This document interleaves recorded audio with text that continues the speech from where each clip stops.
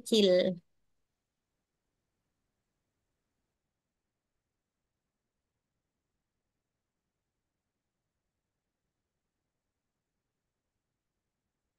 Halo, Ibu, apakah sudah terdengar jelas?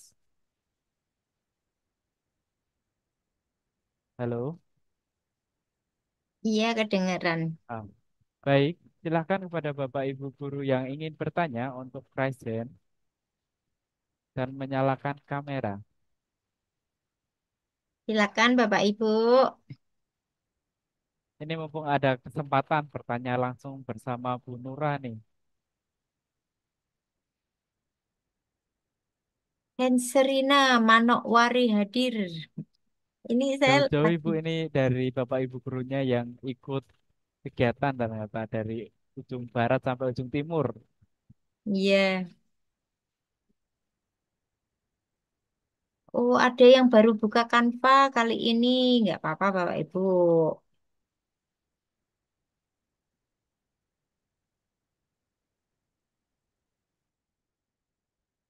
Kayaknya Silahkan kepada Ibu Delvianti untuk menyampaikan pertanyaannya.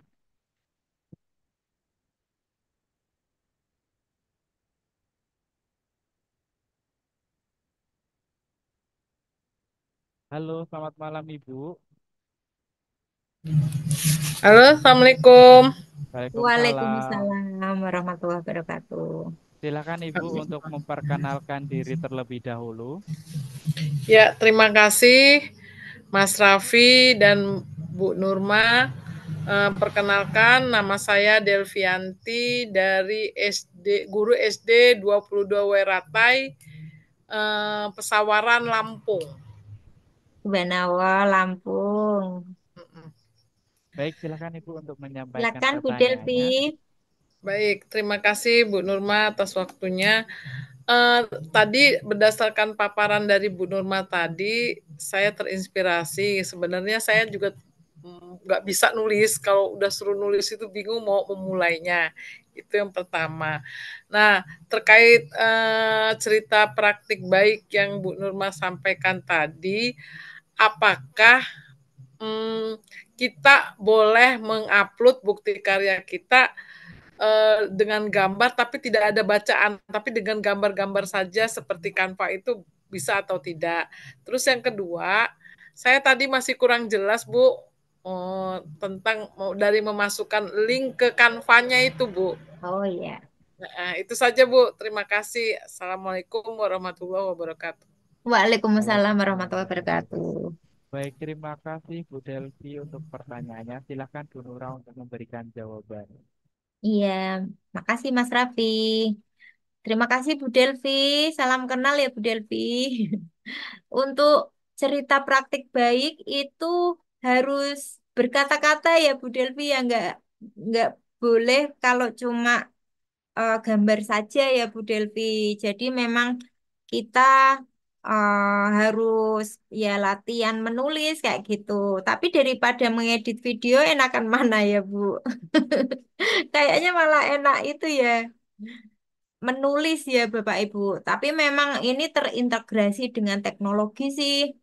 Jadi Ibu harus menulisnya di Google Doc. Ya kan Bu? Ini.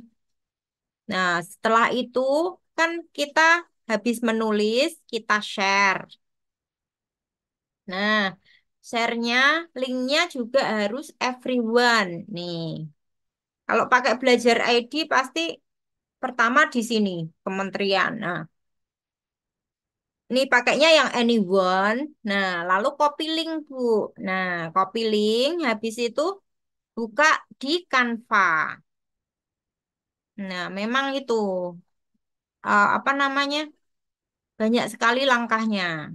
Nah, ini saya kasih blank dokumen aja ya Bapak Ibu ya. Jadi biar itu enggak terlalu lama. Nih kita tulis presentasi. Misalnya kita pilih presentasi soalnya biasanya yang bagus itu ya yang di sini. Coba ini aja yang biasa.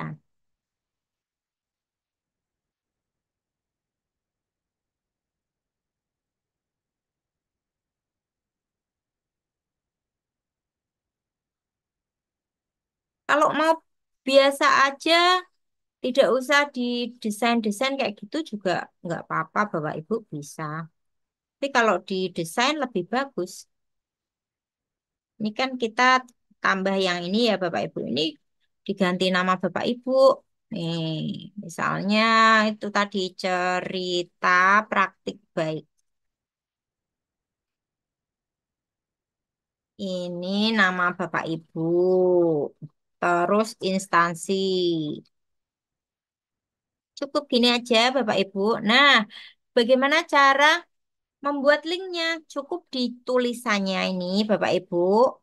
Langsung klik kanan saja, klik kanan. Nah, lalu link ini. Klik kanan ada link. Nah, dia disuruh masukkan link. Tadi kan sudah copy link. Bapak Ibu bisa klik kanan paste di sini. Klik kanan paste. Nah, udah jadi deh Bapak Ibu. Langsung enter.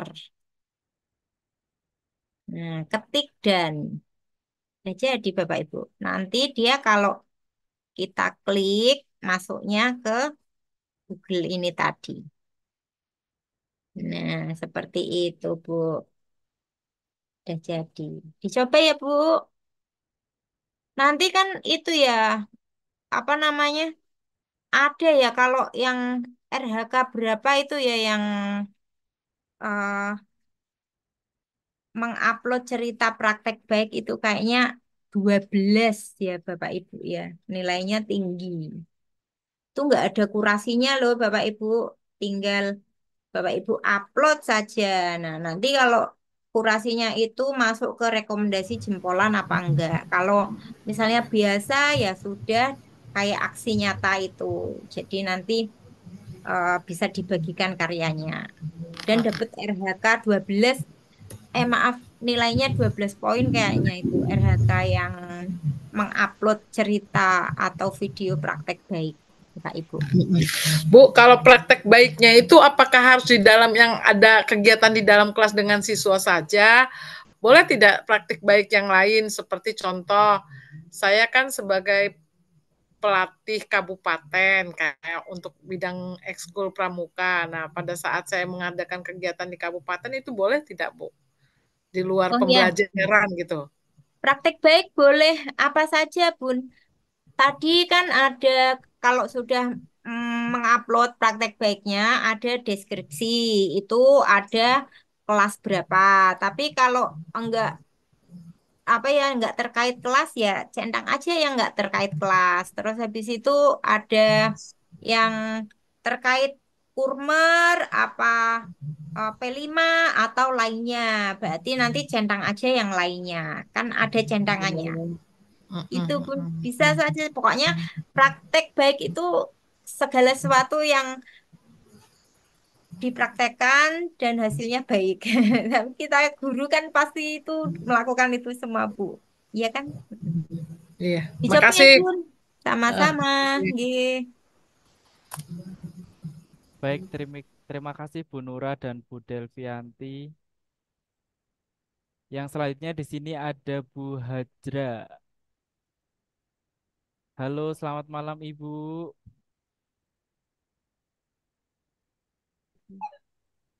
Halo, selamat malam Ibu. Halo, Assalamualaikum. Waalaikumsalam, suaranya kecil Ibu. Oke. Maaf soalnya kendala jaringan, Oh jadi ya, agak lambat. silahkan memperkenalkan diri terlebih dahulu Ibu. Ya, nama saya Hajra dari Sulawesi Tengah. Yang ingin saya tanyakan, bagaimana pentingnya kompetensi profesional guru dalam melaksanakan pembelajaran di kelas. Oke, terima kasih. Baik, terima kasih Bu Hajra. Silahkan untuk Bu Nura memberikan jawaban. Oh, saya kok tadi agak putus-putus ya, Mas. Mohon maaf, bisa diulang lagi nggak? Baik, Heeh. Bu, Mohon Bu maaf ya, Bu Hajra. Hajra ya. Ya, ya, oke. Bagaimana pertanyaannya? Bagaimana pentingnya kompetensi profesional guru dalam melaksanakan pembelajaran di kelas? Iya, Apakah sudah Ibu, Bu Nura? iya. Baik. Silakan Ibu. Kompetensi profesional guru ya, Bapak Ibu ya. Tentu saja harus apa ya namanya ya Bapak Ibu guru harus mempunyai kompetensi profesional yang ya profesional. Bukan hanya kita guru hanya sekedar menggugurkan kewajiban saja, tapi kan mengajar dengan hati. Memang mengajar untuk mentransfer ilmu seperti itu, bukan hanya yang ada yang bilang kayak ya saya nggak bilang Gen Z sekarang ya anak-anak sekarang, tapi saya lihat di TikTok maksudnya kebanyakan anak muda itu kerja saja masuk ambil gajimu selesai. Nah itu kalau guru itu menurut saya bukan seperti itu ya. Jadi kalau itu hanya sebatas menggugurkan kewajiban dia sebatas seorang guru digaji, ya kan Bapak Ibu. Tapi keprofesionalan guru, kalau menurut saya ya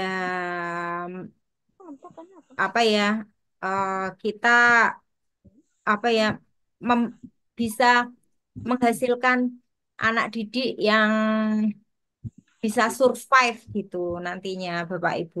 Jadi kita enggak membiarkan anak didik tuh ya kalau misalnya gurunya hanya sekedar masuk mengajar kayak gitu mungkin anak-anak juga mau mau jadi apa kamu terserah mungkin seperti itu ya tapi kalau keprofesionalan guru kan enggak seperti itu ya mungkin apalagi guru sekarang ya Bapak Ibu saya lihat alhamdulillah keprofesionalan gurunya itu semakin tinggi dengan apa kalau misalnya lomba-lomba. Kalau zaman dulu saya Allah, Bismillah, yang penting maju aja.